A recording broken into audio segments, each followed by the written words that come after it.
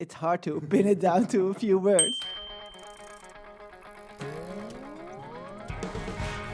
Hi there.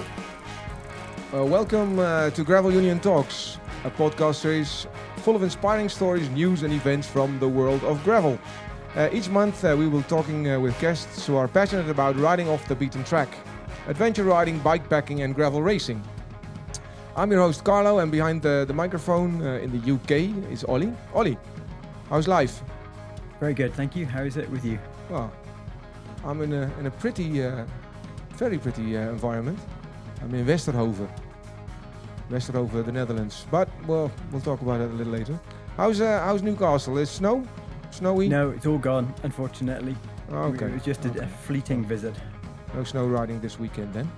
Rain is going to do, I think. Yes, it's rubbish. I much prefer the snow. Okay. So for today's episode, we're going to be chatting with cycling royalty in the form of the former Dutch national road cycling champion Iris Slappendel. Since retiring from full-time racing in 2016, Iris can now regularly be found as an in-race commentator on the back of a motorbike during women's professional races such as the Tour de France Femmes, but also runs her own clothing brand, and she's an executive director of the Cyclists Alliance, a foundation which provides holistic support to professional female cyclists during and after their careers. Oh, it's a mouthful. Obviously, as this is a Gravel Union Talks podcast, it goes without saying that Iris is a big gravel rider too. She rides a lot on her gravel bikes with her friends here in Eindhoven area. Does some racing even. I saw you at the race the other year. Looks like we're going to have plenty to chat about today. So we'll be getting back to you a little later, Iris. But first we head over to the website, Olly. Olly, as editor-in-chief, what's the biggest news item of last month's gravelunion.cc? Well, I got lots of things to talk about this month, but I think the biggest news one is the launch of Grinduro Global for 2024. Well, that's the most recent news anyway. So Grinduro started in 2015 or 2016, I forget, as a one-off event in California in the States, and now is a 6-event series all around the world. And we know the organisers really well, and it's something we're really keen to be involved with. But they've got events in Germany, in France, in Italy, in California, in Pennsylvania, and the finals in Japan. And it's all just been launched. So I think event entries opened last week, a few days ago, Monday maybe. A couple of days back, yeah, I think. A couple of days back, okay. So it's a really big thing. Some of the events have 1,000 riders, so it's huge. But they're really fun, and they're very different to normal gravel events in that it's not all about racing. It's about it's a festival and it's a party, and there is some racing, but it's not the big part of it. It's more about having fun. It's maxing and relaxing, right? Maxing and relaxing, exactly. So that's the right mix between racing. There are races, but mostly it's fun. Yeah. We have a good excuse, Olly, to see each other at the Grinduros in Europe. We do, which would be really good. So I'm looking forward. And I've not done a Europe one. I did one in California 2 years ago, so it'd be great to come and do one in Europe next year. So great to look forward to the Grinduro events globally. Most popular stories on Gravel Union CC last month, Olly. It's unusual, but I'm actually going to do one of mine. Really? I try not to. How many articles do you write a month? I think it's about 9 or something. So a lot, but I try and always to feature somebody else's stories. But actually, this one was really relevant, and it's all about the weather. At least up here in Northumberland is generally rubbish, and it'd be really easy just to give up riding over the winter and stay indoors and ride on the turbo trainer and sit on the sofa and get fat and lose all your fitness. So I wrote a story about how you can avoid doing all those things, and that actually winter riding is really fun if you plan the route carefully and you've got the right gear and you think about what you're doing. And I had a really fun day with Francis, who was a guest on our last podcast episode. He and I went out and rode in the mud really in the far north of Northumberland for a day, and we had super fun. And yes, we were cold and wet, and the washing machine hated me when I got home, but that's part of the fun of winter riding. Yeah, it's It was a story all about the joys of getting out there, no matter what the weather is like, and just making the most of it. Oh, great! Well, it's all about preparation, and there's there's no such thing as bad weather. There's only bad gear. Exactly. That's It. the saying, isn't it? The weather in the Netherlands was pretty wet over the last months. Yeah, So I think most of Northern Europe, isn't it? At the minute? it's getting better. Getting better. Sunny today, so we should be on a bike, Iris, rather than. Yeah, I know. See, if we did this properly, you could be Let's hurry up interviewing with the Iris from a podcast. cargo bike or something. Do it in a really Dutch fashion. He thinks that everybody owns a cargo bike in the Netherlands. We can't get it out of his head. But anyway, I don't own a cargo bike. I'm sorry to say, Olly. Not yet. The gear. Is there also a Yeah. popular story on the gear? It's quite relevant also to this time of year. Is staying. If you can keep yourself dry, you can probably keep yourself warm over the winter. And Savers, the Swedish company, have just launched a new rear mudguard called the Wing Mark II. And I got one last year from them. They sent a prototype for me to have a go with to see what I thought. And it was brilliant. And it's just a bit of plastic, but it's a very cleverly designed bit of plastic. It fits really quickly. It doesn't weigh anything. It doesn't rattle. It even looks okay. And they've just brought out a new version of it. So the story was about the launch of that. And you may think, I don't want a mudguard, I don't like how they look, or why is it so expensive for a little bit of plastic? But it's actually super clever, and it does a really, really good job. Okay, well, I think I own the Mark One, which was pretty. Yeah, I think it's the good. old-fashioned ones go underneath the saddle; they clip onto the rails. It's with the two plastic attachments to the side of the bike, right? That's it. Yeah. It's I think it's very, very clever. Everything that they do is clever, actually. Yeah. Because when they started with their first R-Saver, that was also like something new. Yeah. That was it for the website. So yeah, that was it for this month. Okay, it is all ready for the main theme of today. There we go. Iris, inside the world of cycling media with a former pro racer. That's what Olly wrote down as the topic of the day. So, but first let's start, because it's hard to pigeonhole you as.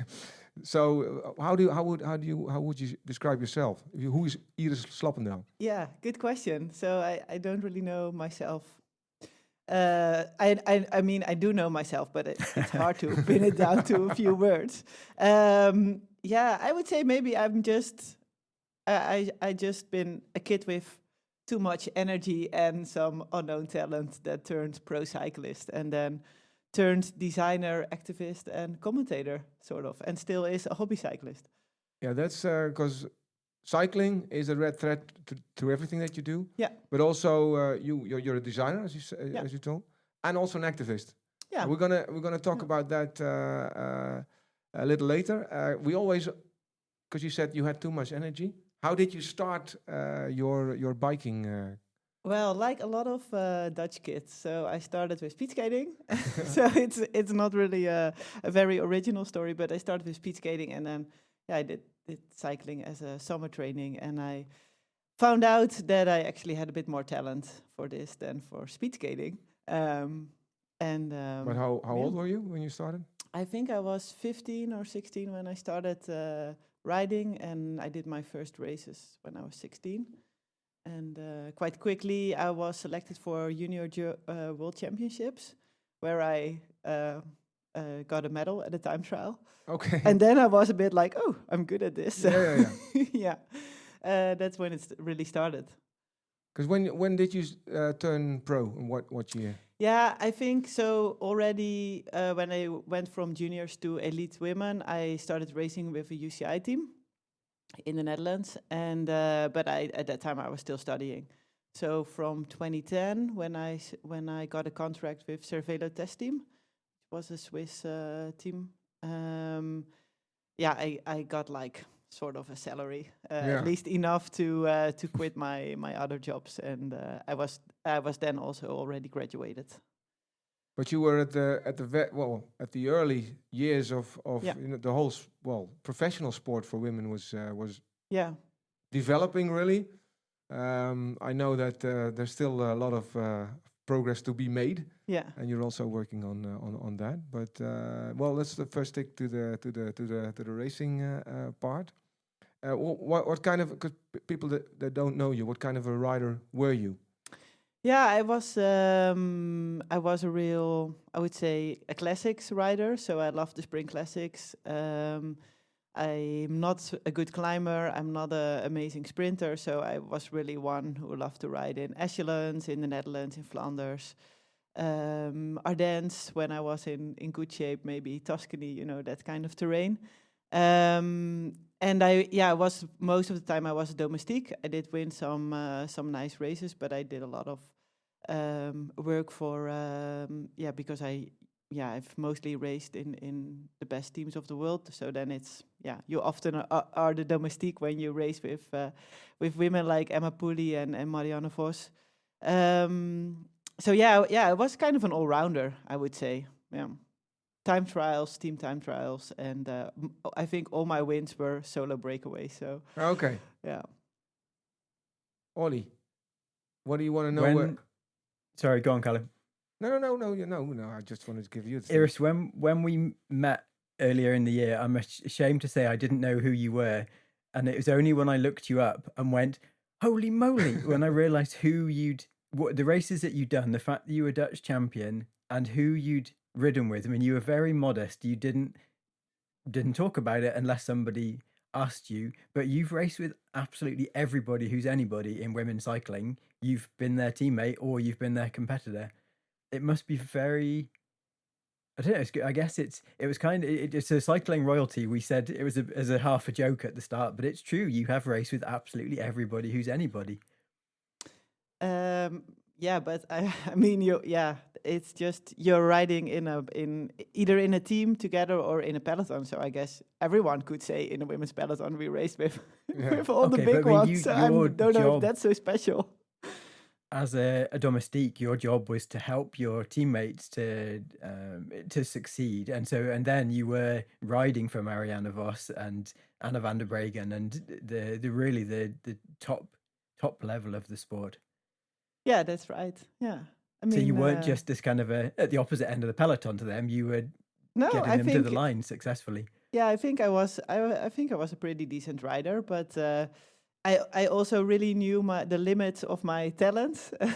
So in a way, and I think I also have always been the kind of person that I was very dedicated as a professional cyclist, but I also always had my interests outside of the sport, which I was not really willing to completely forget about. So I think I was always a bit of a not maybe the typical pro athlete. Yeah, because it's being so modest is also putting things in perspective, right? Because it's important. It's your job at a certain stage, but at the other end, it's just your job. Exactly. And if for outsiders looking in, it's always like, wow, we. I don't know, Olly. I'm not sure, but I don't think you had a professional contract as a rider, as a mountain biker. No. Although you did some professional cycling as a tour guide, but that's something else. So that's also you always had interests in also in other. Yeah. You start because designing is also one of your talents. Did you already do that when you were having a professional career? Yeah, so when I was a kid, really, I wanted to be an artist. So I was really into drawing and painting and that kind of things. So, but then I choose to go to do product engineering, to go for a degree in that specific on that specific subject. And when I finished that, I started right away working as a freelancer. So I did that always alongside my pro cycling career. And of course, the older I got and the more professional women's cycling got, the less time I had to actually do some part-time work. But I've always been very aware of the fact that when I would finish my cycling career, I needed to have a job and I need to maintain that talent, because it's, at the end, it's also just a skill that you can work on. So I've always been like interacting with, for example, team sponsors. So I did design project for Kask helmets, for example. Oh, okay, yeah. I did quite a lot of jersey designs for different brands. So yeah, I've been really aware of the fact that a cycling career is very limited, especially in women's cycling. And I also enjoyed it, to be honest, to do different things. Well, yeah. So because focus is always the magic word that you hear with the cyclists. Yes. But it's also good to to do something else. For me, at least, Yeah, that it works works. because Yeah.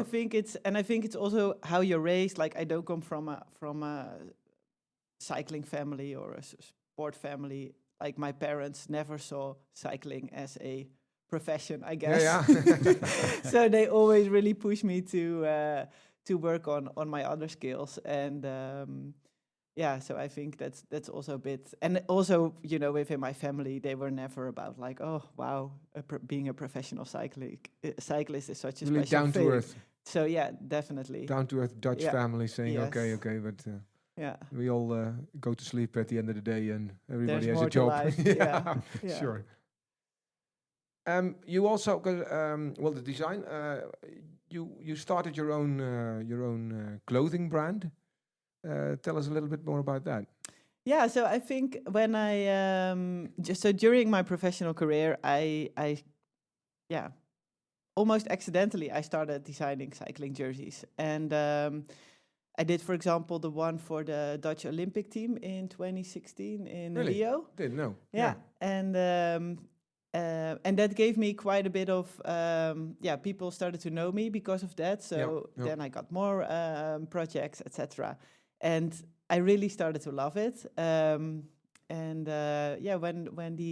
When I saw the end of my career coming, then I thought like, okay, it's this is something I really love to do. I would like to give it a try. I also knew I think the most important thing I learned with professional cycling is that, if you don't try, you never know. Like, the worst thing that can happen is that you attack and they get you back and you don't win, and that happens most of the time. And there's a next race next week, so I don't think I'm really afraid to fail, and I think that gives kind of a freedom to just try things. So I just thought, like, I have this experience working for other brands.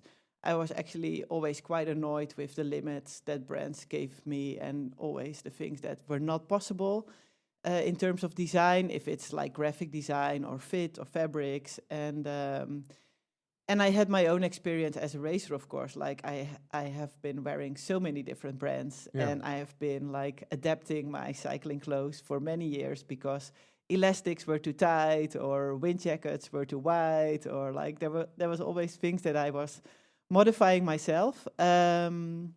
And also, of course, I saw there is a huge gap especially in the women's markets for good quality, high performance cycling wear that is, especially at that time, talking about 2015, 16, 17, that wasn't like pink it and shrink it or black and red. So I thought, okay, I see a gap in the market. I would love to try it. I think I have the talent. I didn't know anything about starting a company, but I just made some designs. I put a lot of time and effort into exploring fabrics, fit. I can make my own clothes. This is something my mom teach me, so I have a little understanding of like pattern making. And then I approached a manufacturer, and I just started with a very small first collection, and from year on year I grew the brand. Very nice. How much are you involved on a kind of a day-to-day basis with it? Are you still involved with the kind of the design and the look and the structure, or do you have more of a hands-off and you have other people that help you with the other parts of it? Okay, do you want to know the honest answer? Yeah. Okay, I do everything still. Great. Well, that's good. I was in the warehouse just now because we're at Iris's house in Westerhoven, and I just entered the realm of Iris HQ. This is the HQ is half of my house. Is like so a you have warehouse. your warehouse, Okay. you have your design, you have your So I still basically do everything from A to Z. So I create the collections, I create the designs, I pick the fabrics. I am very closely in contact with my manufacturer on the fit, the cut. So currently I'm working on the winter 24-25 collection, and I'm like researching new fabrics and fit, and I want to create some new items. So this is something that I put a lot of time in. Mm-hmm. I also do the campaign, so I love to think about the concept of the photography, the models. So yeah, I love that part. The only thing I don't do is the communication, so newsletters, social media. So I have worked with a freelancer, a really lovely lady who helps me out with that. But yeah, I even do the shipping. So Yeah. So if you order an Iris, you get it straight from Iris. exactly. That's I think Yeah. from a customer point of view, that's amazing because it shows, because you're such an experienced cyclist and a woman cyclist, you know how kit has to fit, what makes some kit really great, what makes some kit really awful. And from your customer's point of view, that's a huge advantage to them. A lot of businesses have a big team. A lot of people maybe in the team aren't so directly involved. They don't have the experience you've got. And so they don't really know what works out on the road or out on the gravel trail. And I'm sure that has a negative impact. Whereas for you, you are riding the kit that you're then selling to your customers. True, and I think that's really a strength of the brand. And at the beginning, I was sometimes a little bit, maybe also almost ashamed that I was such a small brand, and I tried to make it look bigger. But I think you downplay your advantage. Yeah, I think after a few years, I also see that it is not a weakness; it's really a strength. And I love, I don't mind working 80 hours a week and being involved in every aspect. And I think also something that's really cool is that I started straight away after my pro cycling career. So I had these ideas in mind, like how kids should look, and how it should fit, and when you wear it, etc. And I also see now we're like 7 years later, more or less, and I have also developed as the kind of rider I am right now. And I see a lot more women that are not pro cyclists, but they're just casual cyclists, hobby cyclists that just ride in the weekends for fun, and they have completely different needs. And also my own needs change. So you see also my products develop in a way that is develops with me, actually. Yeah. Well, it's nice. Well, it's really close to you as a person. Yes. Yeah. And that's absolutely it's a benefit. Because you shouldn't downplay that. It's a big advantage because it's it's really a small company. Yeah, no, it is small. Yeah. And it's not something that you don't have the ambition, probably, I don't know, but to grow to a huge clothing brand. No, because I really value the since the beginning. Actually, I really value the fact that I'm independent. I don't have my designs or my products being led by what's a trend in the market or what do people think they can make the most margin on, or things like cash flow, etc. Like I don't really care about it. I just want to make products that I love, that I want to wear. I know the people around me want to wear, and that's where I focus on. And that's been working really well so far. So I think actually that if I would expand or have the ambition to grow to a huge brand, then you would have to consider those things a lot more, or you would have investors, for example, that push you towards certain numbers. And now I have this freedom that I can do basically whatever I want. You're completely independent. Yeah. That's because when you grow, there will be more people and more companies having an interest in. In a certain, and now you can say if you go to the left, you go to the left. There's nobody to discuss exactly. with. Yeah, and of course I would love that I more women can find the brand and more people can buy it, and I would love to organize more events, etc., and have more time to ride myself. But we'll see how it develops in the future. Yeah, because it's really diverse what you're doing. But first one, because you're also doing some media work, but this is a gravel podcast, so. Yeah. We talked about your race career, but we do see you because you rode with Olly all the way in Sri Lanka. I repeat, Sri Lanka. Why didn't I get that invite, Olly? But anyway, you're very lucky. You also do a lot of gravel riding now. How did you do that change, or how did that come about? So yeah, I think it also happened when I retired from pro cycling. I have a friend who built steel gravel bikes and steel road bikes, and he just made his first small batch of gravel bikes. I think it was in 2017. It's called Sputnik. It's in Eindhoven, and I was like, oh, I want a bike. So and I also thought like, okay, this is gonna be a bike that I might be able to ride the rest of my life. You know, it's a lifetime investment. That's how I saw it. And it really got me into gravel. So I think, around that time, 17, 18, I started to ride quite a lot of gravel, started bikepacking already, did some big trips in Nepal and Japan. Well, what did you like most about, because, you know, freedom is, I think, a very important principle in your life. Was it the freedom when you were in a racing environment? I think also because it's so different than road cycling. So I think, you quite fast lose your fitness, and I was not interested anymore in like seeing how fast I went or my heart rate or my power or all those things. So in that way, gravel riding is completely different. You don't have to think about all these things. You can discover new roads, even though they're very close to your home. I'm from an area, I'm from a town close to Rotterdam, which is not great for gravel riding. But even there, I was able to find some roads that I had not ridden before in all those years that I trained so many hours a week. So I think it's the way of exploring new roads, but also maybe a way of exploring a new kind of rider, or just enjoying it, really. You're also evolving as well, like you said. Yeah. You also develop and design different products because you develop also as a rider. You develop. Yes. Yeah. Do you still do some bike racing? I mean, on the road, or is it mainly gravel? Yeah. So actually, I don't do any racing. Just sometimes a little bit for fun. But no, I also don't train anymore. I just ride my bike and. Excellent. Well, you actually, because you live, the house of Iris is a beautiful house in the middle of a forest area, and it's on unpaved road. So when I got here, it's like you're on a dirt road. Exactly, and also that's why since I live here, I have hardly touched my road bike, to be honest. And this is a great area to ride a bike, by the way. It's in the south of the Netherlands, just south of Eindhoven.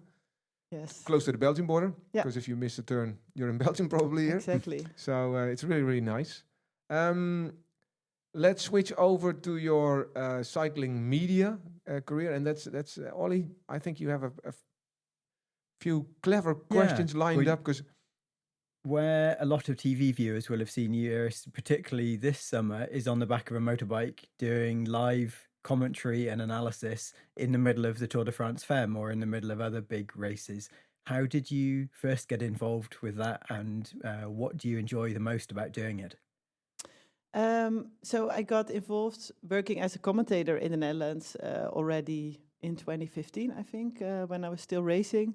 They asked me to commentate on some races, so at that time, I started, commentating here from Hilversum, and of course, the amount of races actually that's broadcasted grew quite exponentially year on year. So that's also kind of a almost part-time job. And then when I think 3 years ago, when the first Paris-Roubaix women was about to happen. The boss of cycling at Eurosport GCN called me, and he was like, "Hey, we have Paris-Roubaix next week. Would you like to report from the back of the motor?" And I was like, "Oh yes, I would love to." And they literally asked you the week before. Yes. Wow. It was very last minute. Yeah, planned well in advance.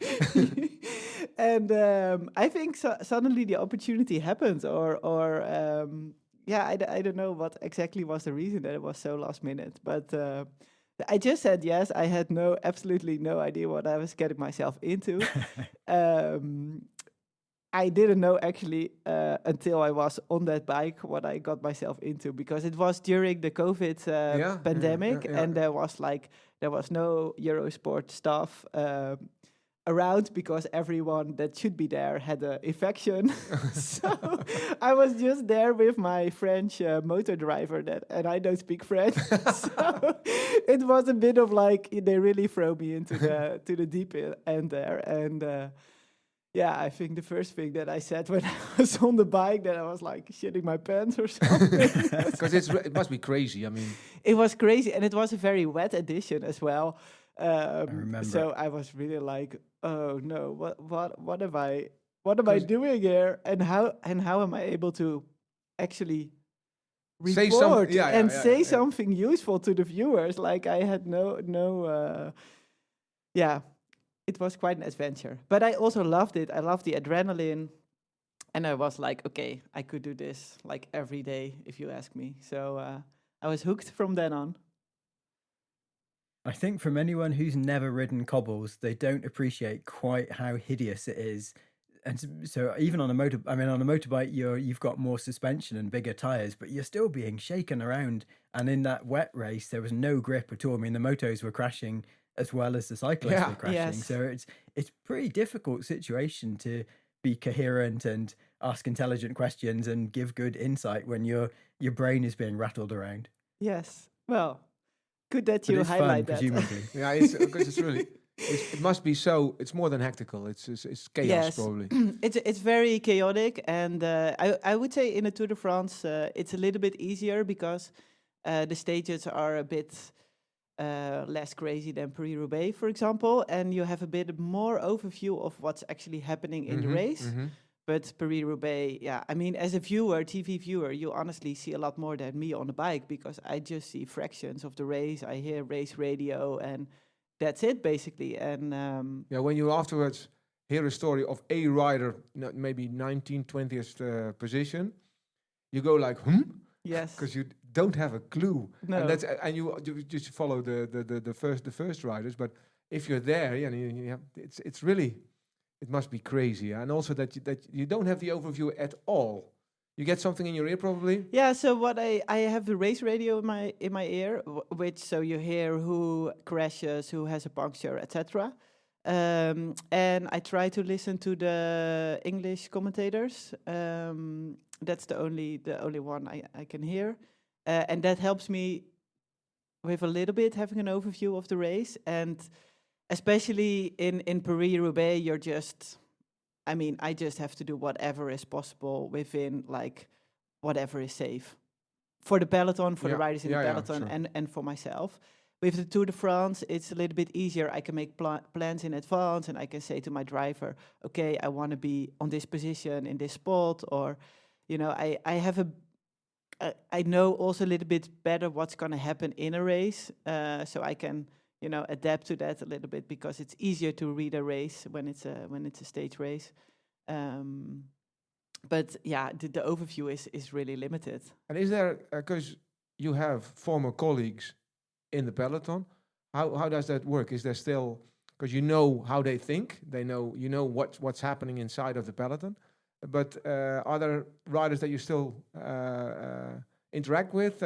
How does that feel? I mean, you're stepping outside. Yeah, it's true. No, it's actually really fun, and I know a lot of them. They really love it that I'm on the bike, so they compliment me, or also when I'm at the race, especially in a tour, I walk around before the race and I chat with the riders, especially the ones I know well.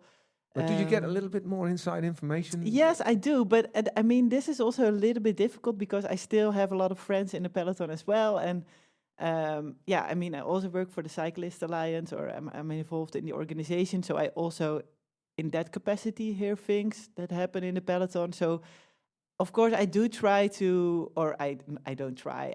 I am really professional in, like, what can I share? Yeah, sure. And what can I not share? But I think I think maybe because I know riders and I know a little bit what, I can expect what the plans from teams are. I think I can ask, like, hopefully smart questions that can help me analyzing the race. And probably there will be a time, I know you probably also know Leon van Bon, that, some riders see him as a photographer now. Yeah. And because in the first 10 years, you've rode, with the guys and girls in the peloton, and at a certain stage you're just. But in this phase, you still can ask, do they consider you one of them, or is there already like a wall in between? So your media, so we keep a little distance. Depends on the rider, I would say. Yeah. So I think for some, I'm still one of them, and I think some they really see me as that reporter for Eurosport, or the working for the Cyclist Alliance. So I think there is definitely a difference per rider. But I think the women's peloton in general is quite open, and they just love the fact that there is still a growing attention to their sport, and they're very easy in sharing things because they know it also helps them. Yep. If media is able to tell their story, like the more there is to share, the better.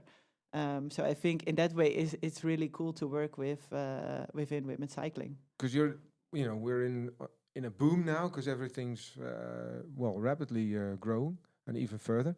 But still, we talked about your professional career, your design, your media part that you play. But there's also the activist, as you touched upon in the first paragraph of this podcast. Tell us about the Cyclists Alliance and what are you doing with that? Yeah, so this is an organization that's basically a labor union for professional female cyclists. I started together with Gracie Elvin and Carmen Small also in 2017. So it was a very you're pretty busy, very active year, starting a lot of new things. But of course, this is also born from like mutual experience from us as riders, things that we thought that really could be improved. And of course, we also saw already at that time, there was the start of the Women's World Tour, that so many things were happening in women's cycling, while the women actually did not have a representative voice themselves. So, they're the main players of the sport, but we see so often in professional sports, they are the ones that don't have an active role or a voice. So we really thought that would be necessary to give the riders a voice, and then we started a union, something that didn't exist yet in cycling for the women, and especially not in the way that we've set it up with direct membership, direct voting rights, a board that for a big part was still consists from active and recently retired riders. Quite soon we established a rider council, and I think the most important thing we did right away, actually before we started, was we did a survey amongst the whole women's peloton, asked them what is important for you to improve, what is your financial situation, questions about safety, about ethics, and that response was really overwhelming. And we've done that year on year since then, and therefore we are the only organization that actually has all the facts about salaries, about safeties, about conditions within the team, about a level of education within the peloton, and so much more things. So this really helps us to advocate for change, the things that are really important for the riders. Where are the focal points? Because I think there's already big steps made, but still. Yeah, I think one of the things I'm most proud of is the minimum salary in the World Tour, but also maternity leave is something that we've been advocating for. And something that we are really focusing at the moment is the working conditions for continental teams. So in women's cycling, you currently only have 2 tiers, which is World Tour and Continental, while men's cycling you have 3 tiers. And I think the Tour de France Femme is a good example that you have 24 teams racing there, from which 15 are World Tour, and the other ones are Continental teams. Continental teams have no minimum salary requirements. It's really a Wild West out there when it comes to safety, insurance, equipment, just basic working conditions. And you basically have amateurs and professionals racing in the same biggest race in the world. And I see sometimes there's a lot of comments also on the professionalism of women's cycling, but I think this is something to keep in mind. It's a very young sport, and this is a fact that the level is so it's still so different, even in the biggest races of the world, because of for a big part also because of the financial situation of teams and riders. So I think focusing on the continental teams, getting better working conditions in place for those riders, protecting those riders, and also focus more on the development of the sport. U23 is actually a category that hardly exists in women's cycling. We just launched a grant together with Strava where we have given young and aspiring riders from all over the world to apply for a grant.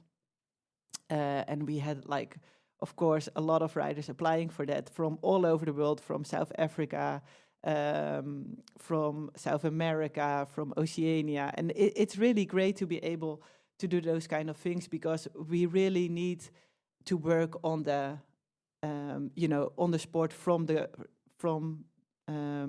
say, not top down, but bottom up, I would say. Because I think for a lot of the stakeholders, especially the UCI, all the focus is on the top, the World Tour, the biggest races of the world, but we should not forget about the development part of the sport, because this is what will, eventually keep the sport alive.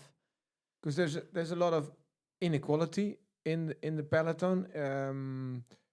You just said, well, it's a young sport compared to the ancient professional cycling. It's more than 120 years probably. Yeah. So do you feel that there's a sort of a battle between the new world and the way that you're approaching things and the old world, or is it?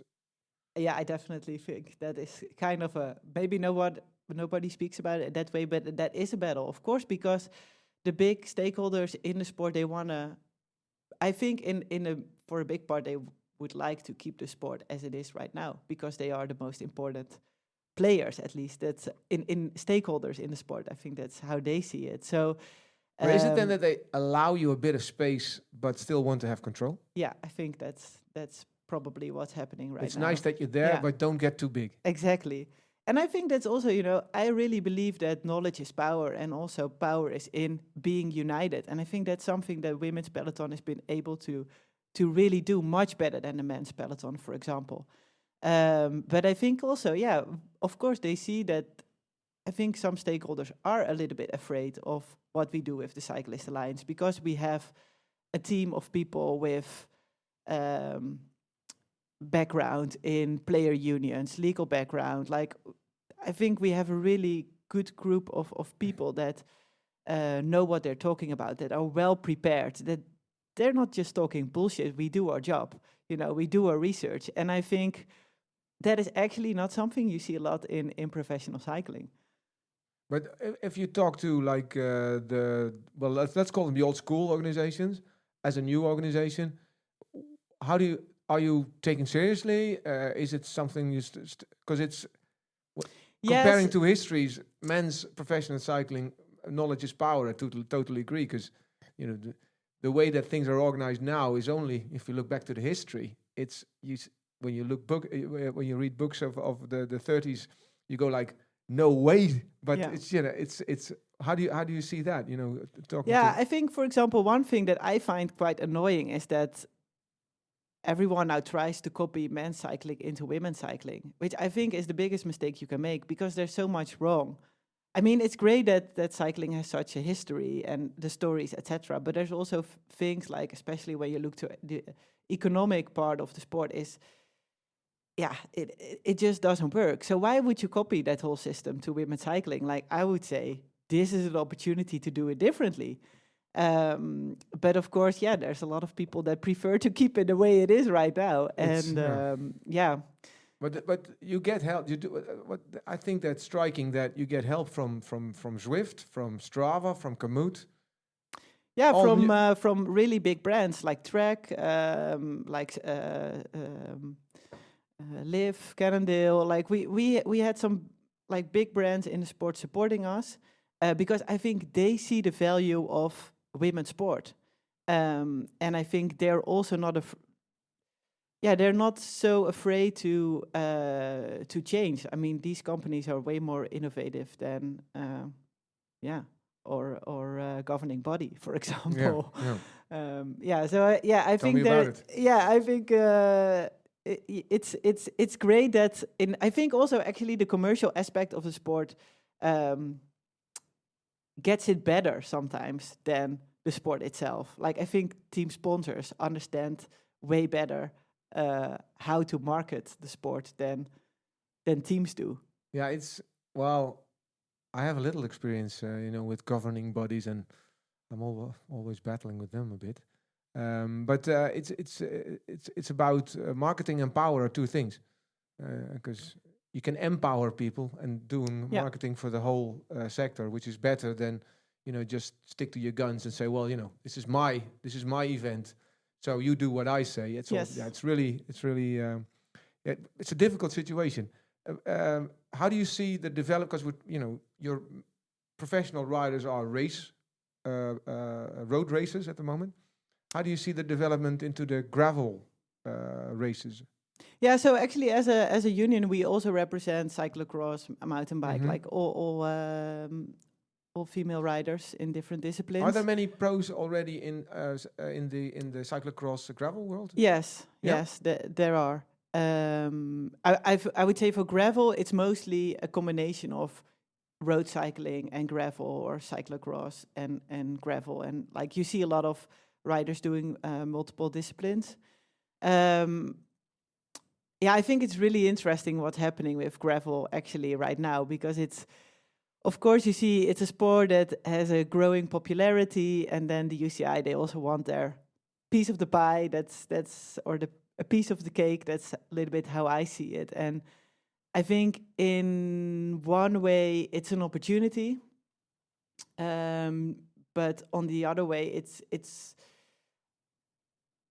to me personally, it's almost like a completely different discipline. You have like the gravel riding, like the unbound kind of races, the American races, etc., which are mixed, everyone starting together, etc. And then you have the UCI series, which are governed, and I should say regulated by the UCI. And that also means that they have to make sure it's really a fair competition. And I think that is something that is still needs to be worked on, so to say. That's a political statement. Yeah. No, but I think you see it's you see the same probably with marathon mountain biking. Like, we've really pushed for separate starts for women at the marathon mountain biking, and no drafting rules. And because you have, like, I don't know how you say it in English, but it's unfair competition if you have men drafting behind women, or the other way around, probably, sometimes. Not always. And that's what you now see in gravel racing as well, in some of the races. So, of course, it has influence on the race. So I would say, and that's also what we get back from riders. So either you don't interfere with gravel racing and you let it be a discipline on its own, or you regulate it, but then you properly regulate it and you make sure it's a fair race for everyone. Well, it's very interesting, Olly. We've been talking every year with Erwin Vervecke of the UCI, and we've seen it explode. And also the races that the UCI World Series consists of next year is like. They started off with 5, and maybe next year it's 20 already. There is a development. It's very interesting. I think it's very interesting. I think we should do a podcast together with Erwin and discuss about, because we see some old reflexes getting into a new section. Yes, yeah. And it's not just the standalone races, though, is it? I mean, now gravel sectors frequently get into the Grand Tours. The Women's Tour de France in 2022 had gravel racing in it. The Men's Tour de France has gravel racing in it. Strade Bianche is hugely successful as a mixed surface race. How does that What kind of feedback do you get from the races, Iris, on that? Because I love watching it on the TV, and I think a lot of viewers love watching it on the TV. But do the racers, are they as passionate about it as the spectators are, or do they think, why the hell are we doing this? Yeah, that's it's also very mixed opinions within the riders, I should say. For Strade Bianchi is a different thing, because it's a one-day race. It's so you know, it's a risk of the race. If you enter the race, you know it's going to be a gravel race, right? Basically. So you love it or you hate it. And most riders love it, I can say. But for example, with the gravel stage in the Tour de France Femme 2 years ago, it's a little bit different because it brings up such a big luck factor, basically in the most important race of the year, or one of the most important races of the year, and then it's a completely different story. So of course some riders will love it because maybe they're not aiming for GC and they're just aiming for this specific stage because it suits them. But other riders, they see it as a big risk for their overall, because it's not just about being fit and strong that day, but it's also about, like, is your team car close enough when you have a mechanical, etc. What happens if you? I mean, we've seen some, from how I remember, Mavi Garcia, for example, crashing out of that stage, very unlucky. I mean, that had an impact on the overall. So I think. And we've had it before, actually, in the Giro for women as well, the year before. So, yeah, for riders, it's a bit like they understand it makes the race interesting for the viewers, and it's the spectacle part is important to make it attractive. But at the same time, it's a big risk factor. So, but you also see the two worlds, intertwining more or less, and I think there's also a commercial side of things. Like you said, it's a spectacular race if there's a gravel race in there. You see the big tours having like a gravel stage because it's popular, I think. Yeah. Would you be an advocate of having more like the separate races, the road races being like the traditional road races, and the gravel races being like in the new kind of races? Well, I think what is most important to keep in mind is that safety factor as well. Like, road cycling is a very dangerous sport to do. And we can make things more and more spectacular, but that also means it becomes more and more unsafe for the riders. And we've seen in the last few years, horrible accidents can happen. And that doesn't always have to do with the courses, but sometimes it did have to do with the courses. So I think this is for me, from a union perspective, it's the most important, and I think that should be the number one priority. And of course, we can think about things that make races more attractive to watch. But maybe then we should also make more regulations around the fact that, things, that luck starts to become a bigger player in the result of a race, especially in a stage race. So for me, stage races and one-day races are like separate things in this way. And I mean, if we make a race like the Tour de France so important for the sport, then I think it should not be the place to give riders the most, unsafe situation, or I don't know really how to say it. But it's really complicated, and I do understand it. And I agree. There's a balance of it's a thin line, of course. And that has to do the same with like longer stages, more mountain stages. There is so much. So much things to discuss on this topic.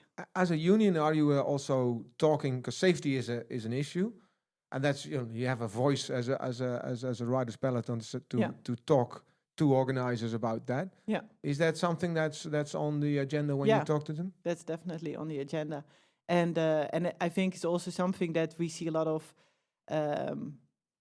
difference year on year. That riders are also much more aware that they have their rights when it comes to safety. We've seen, for example, this year a race in May in France where it was very unsafe, Yeah. cars on the road, etc. That riders just strike, they stop the race. And I think maybe 5 or 4 years back, riders would just think like, well, we have a race, so let's just race. That was a real crash of two worlds, wasn't it? I mean, Yeah, riders saying this is unsafe, and organizers saying, "What the hell are you doing? You should race." yeah, Like in a 1950s way, exactly. Because I am saying Yeah. that you should race. I thought like yeah. it was. And I think that's really what we talked about earlier. That's really like the old school cycling, Yeah. where we as riders have to like thank race organizers on our knees for, oh, thanks organizing a race for us. Like even we risk our lives here, but we have a race. I Yeah. mean, we've like, Well, also the first part where you say it's a job, yeah, and that people admire you.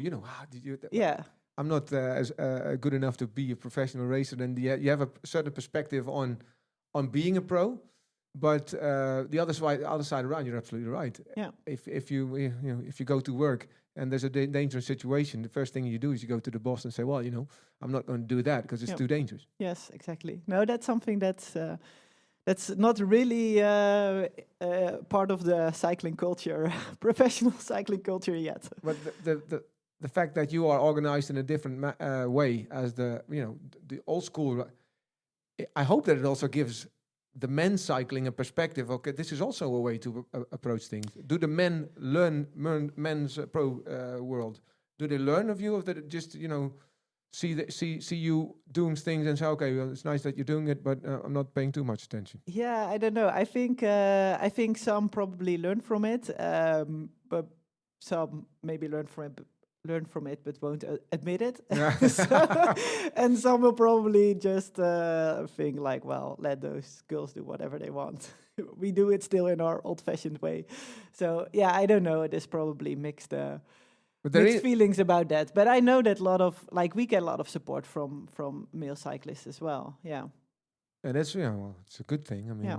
there's a lot of things that also in the men's world should be Definitely. different. Yeah. And maybe it's a little bit Wild West still, like you said earlier. But on the other, it allows us in a new emerging section, an emerging market. There's always room to independence. Yeah. Independency is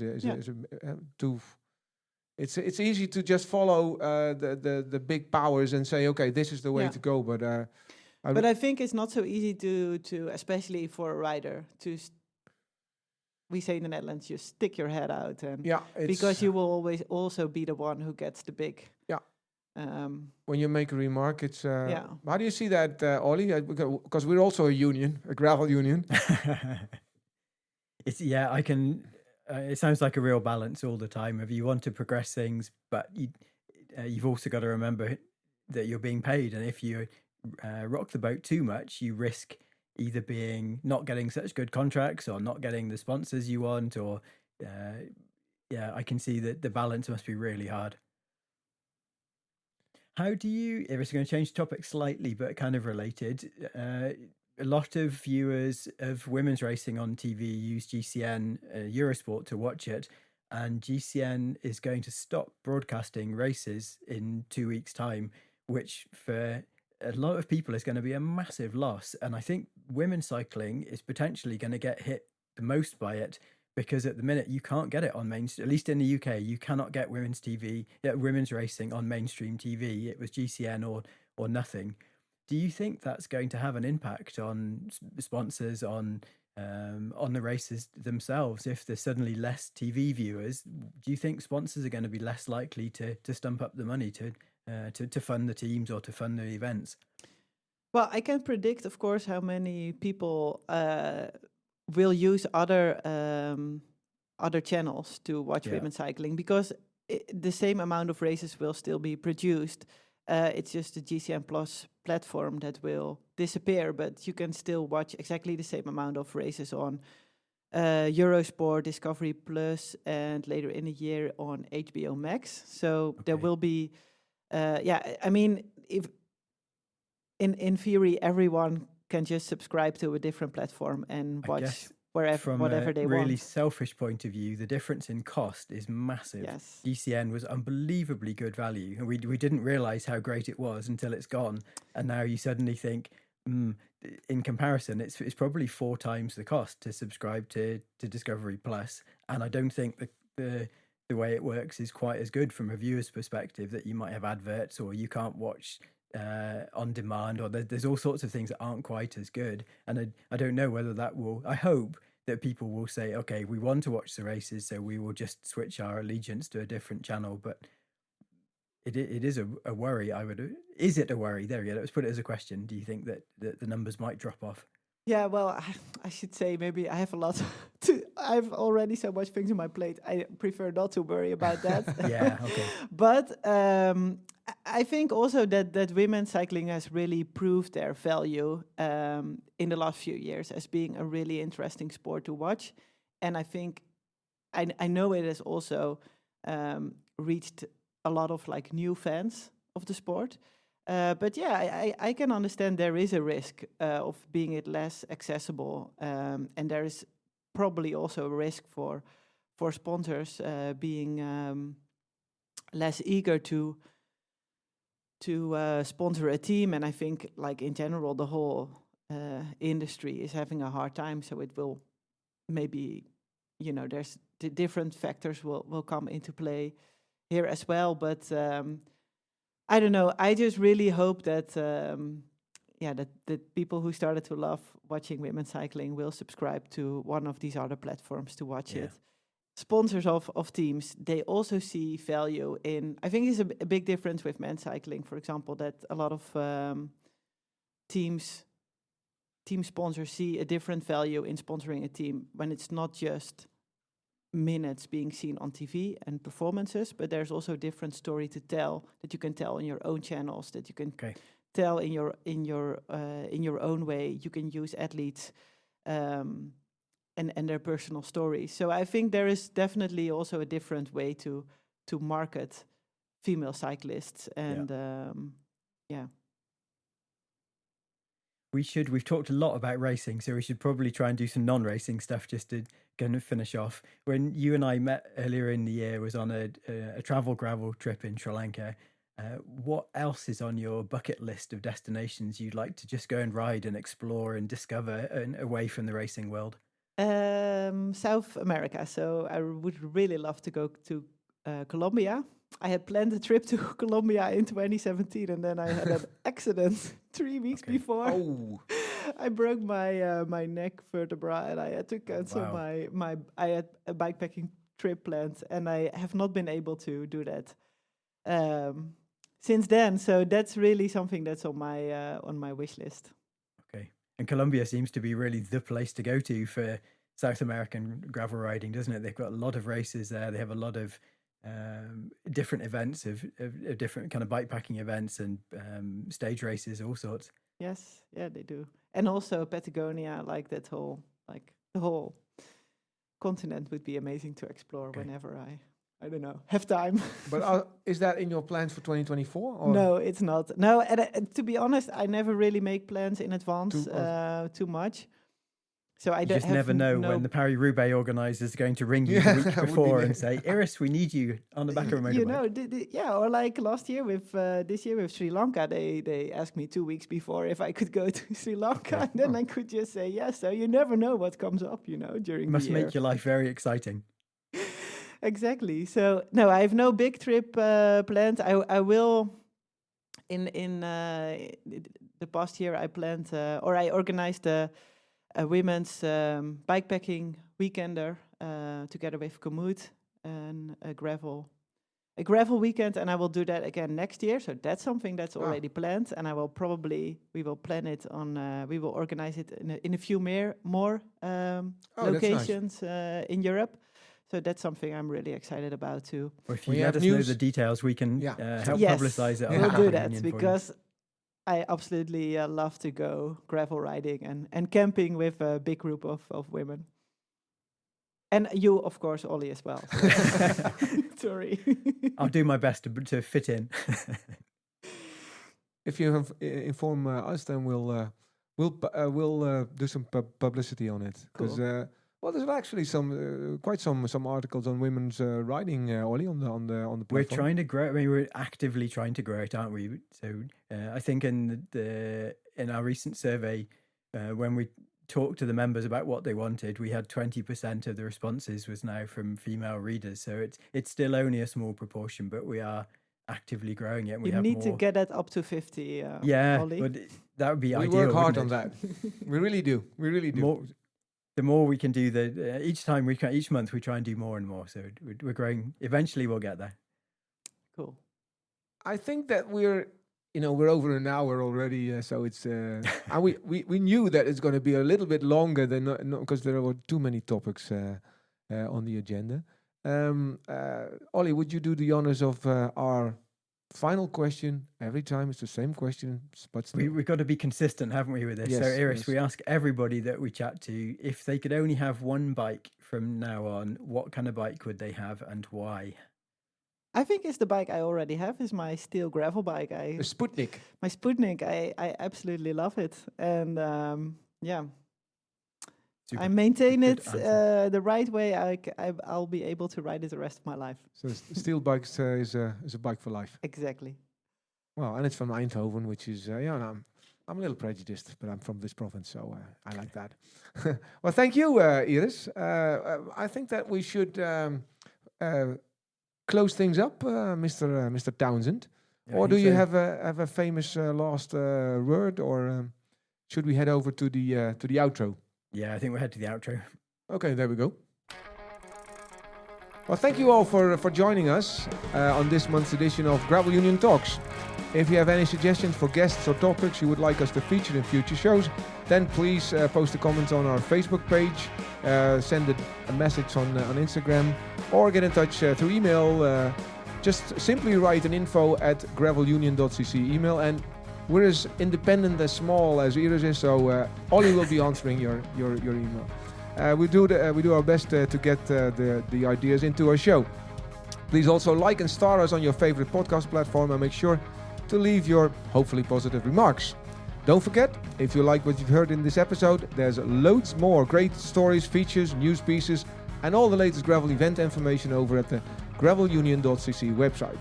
A special thanks to Martijn for designing our very own music and jingles, and Ruben for editing the show. Thank you for listening. Thank you, Iris, for being on the show. Thank you, Ollie, all the way from Newcastle. And hope you will join us again for next month's edition of Gravel Union Talks. Cheers.